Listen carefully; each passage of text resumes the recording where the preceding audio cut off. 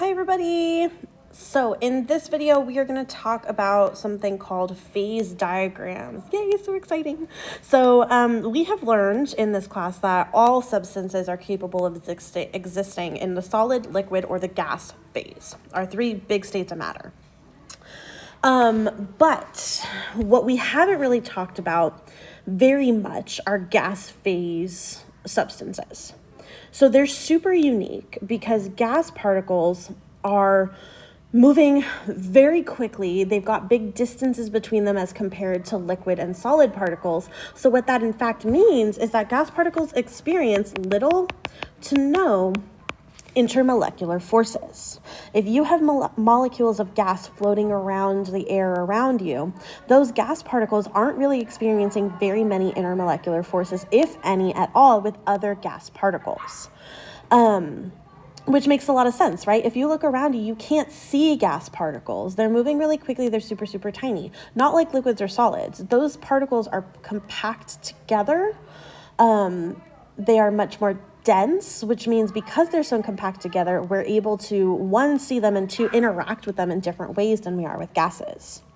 So all substances are capable of existing in the gas phase or a liquid phase or solid phase, but it depends on the conditions of that substance that tell you when it can exist in each state of matter. So we can use what's called a phase diagram. A phase diagram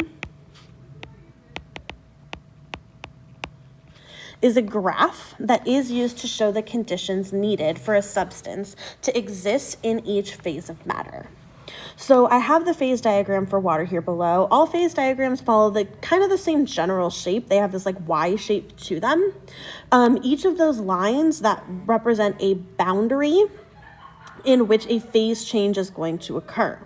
So if we look at the axes for this water, pressure and temperature, what this is really telling us is that the substance's state of matter is determined by those two conditions.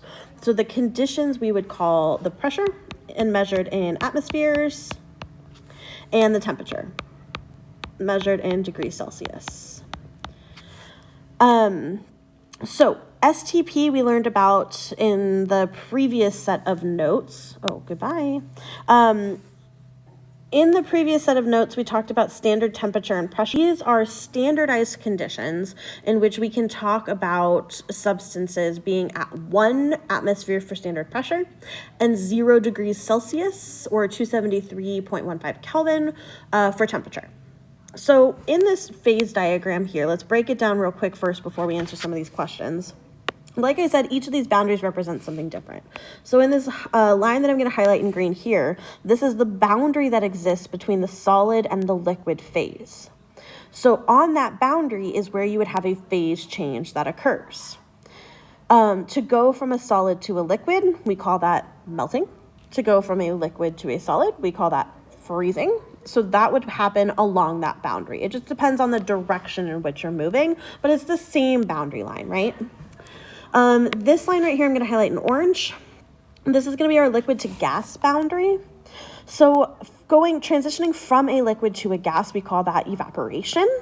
Going from a gas to a liquid, we call that condensation.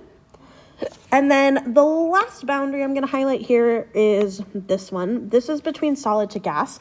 We haven't talked about this one too much, but it is going to come into play in this unit for us. So to transition directly from a solid to a gas without going through a liquid phase is called sublimation. And to go straight from a gas to a solid is called deposition. So each of those lines, again, represents one of our boundaries. So the first thing we want to think about is at standard pressure, 1 atmosphere, what's the melting point temperature for water? So at 1 atmosphere, I'm right here on my graph. What I want to do is I want to trace over to my solid to liquid barrier. Why? Because I want to figure out at what temperature water is going to melt, and melting occurs when you're transitioning from a solid to a liquid. So what temperature does this happen at? Well, let's trace back down to my x-axis where temperature is, and voila, we're at 0. So at 0 degrees Celsius, water is going to melt. Also at 0 degrees Celsius, water is going to freeze. That's just happening if you're going from a liquid to a solid, and the question asked about melting. But it's the exact same point. That is also the freezing point. So what about if I wanted to boil? So boiling is evaporating, right? I'm going from a liquid to a gas. So let me get my ruler out again. This time I'm going to stay at 1 atmosphere, but I'm going to continue all the way down until I hit my gas and liquid barrier there. And now I'm going to transition down to the, oh, it looks like I was slanted down a little bit. I'm going to transition down to the x-axis, boom, lines up right there on 100 degrees Celsius. So this tells me that water is going to boil at 100 degrees Celsius. It's also when water is going to condense if I'm going the opposite direction. So there are a couple of other points that we have never discussed in this class, and which is really exciting because we're going to talk about them now. So one of those is called the triple point. The triple point is the point at which all 3 states of matter coexist at the same time. The conditions needed for this to happen have to be just so that the pressure and the temperature are exactly where they need to be, that all 3 states of matter exist at the same time. And this is a little bit wild to think about, so we're actually going to look at this in our 4.1 lab. But where would that fall on our phase diagram here? Well, I need the place where all 3 states of matter interact. So that's going to happen at this point right here. So I'm going to label this as our triple point on our graph. So I can see from the graph that this happens at 0.006 atmospheres, so a lower pressure, and at 0 degrees Celsius, which is standard temperature. Or just, actually it's just above standard temperature. Let's get that ruler out. Lines up right there. This actually is just above 0. So we can write, instead of 0, just like about 0, slightly greater than 0. Okay, so there's one more point on this graph that we have to talk about. That is called the, oh, I'm running out of colors. What else I got? How about pink? That is called the critical point.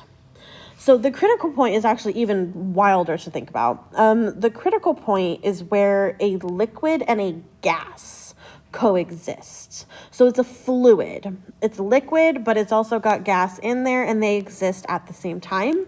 So that's going to occur right at this end of the boundary right there. I will show you a video of what that looks like so you can visualize it a little bit better in class. So this is our critical point. Fluid, that's a liquid and a gas at the same time. So what are the points that are needed for that? Well, from the graph, it's showing us it happens at 217.75 atmospheres, and it happens at 374 degrees Celsius. So let's use this phase diagram to make some predictions. If I have a sample of water at 1 atmosphere and a temperature of -5 degrees Celsius, first things first, orient yourself on the phase diagram. Where would that be? Well, 1 atmosphere and -5 puts me on the 1 atmosphere line lower than 0, so it puts me somewhere here. So I'm going to be in the solid state of matter. Okay, so if I wanted to transition directly to the gas phase without going through the liquid phase, how could I do it? Well, if I increase temperature, that's going to move me in this direction, and then I'm in the liquid phase, but I didn't want that. I wanted to go straight to a gas. So instead of manipulating temperature, what happens if I manipulate pressure? Well, if I decrease pressure enough, that's going to put me straight into the gas phase without going through liquid. So I will sublime. So I can decrease pressure. It's also possible to get to the gas phase by increasing the temperature. It would just take me through the liquid phase first. If I'm in the solid and I wanted to transition directly to the liquid, well, I can't really manipulate pressure. I guess I could. Let's see here. If I increase, I'd have to increase it like way a lot. I don't think that's possible.